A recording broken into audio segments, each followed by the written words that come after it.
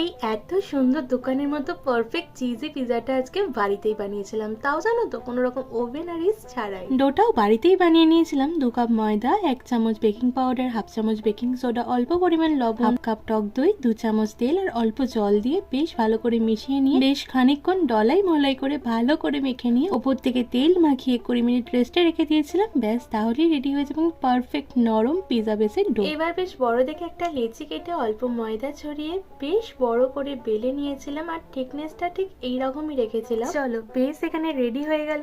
এবার একটা থালার মধ্যে কিছুটা তেল মাখিয়ে নিয়ে বেসটা দিয়ে একটা কাঁটা চামচের সাহায্যে বেশ খানিকটা ছিদ্র করে নিতে হবে। এরপর ওপর থেকে দিয়ে দিয়েছিলাম টমেটো সস। তোমরা কিন্তু পিজা সসই দিও, আমার কাছে সেই টাইমে ছিল না। আর দিয়েছিলাম একটা চিজি স্প্রেড, যেটা কিন্তু বাড়িতেই বানানো আমার। এবার এখানে তোমাদের পছন্দ মতো যে কোনো টপিংস দিয়ে তোমরা সাজাতে পারো। আমি দিয়েছিলাম পেঁয়াজ, ক্যাপসিকাম আর টমেটো। আচ্ছা, চিজটা কিন্তু আমি দুটো লেয়ারে দিয়েছিলাম, যেহেতু আমি পনির পিজা বানাচ্ছি। পনিরটা দেওয়ার পর আবারও কিছুটা মজারেলা চিজ দিয়ে আমি সাজিয়ে নিয়েছিলাম, যাতে চিজের ফিলিংসটা পুরোভাবে পাওয়া যায়। আর আমি আগে থেকে একটু অরিগানো চিলি ফ্লেক্স দিয়েছিলাম, এটা পুরোটাই অপশনাল। এবার যেহেতু ওভেন নেই, তাই কড়ার মধ্যে আগে থেকে বালি গরম করে নিয়ে আমি পিজাটা 15 মিনিটের জন্য লো ফ্লেমে বেক করতে দিয়েছিলাম। আর 15 মিনিট পরেই পারফেক্ট পিজাটা ছিল তার রেজাল্ট।